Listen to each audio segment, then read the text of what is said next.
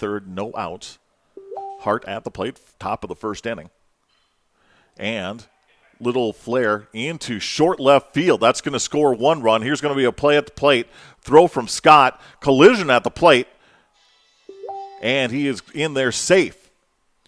Kranz, the throw from Scott was just up the third base line just a little bit.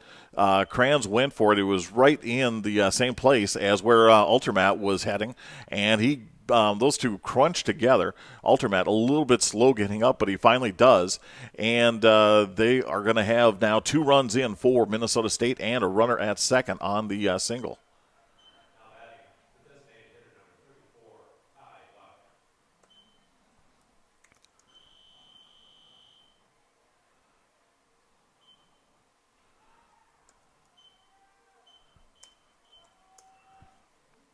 All right, also, sorry folks, also scoring this game, so I need to just enter a few things into our stat system as Buck, now the designated hitter,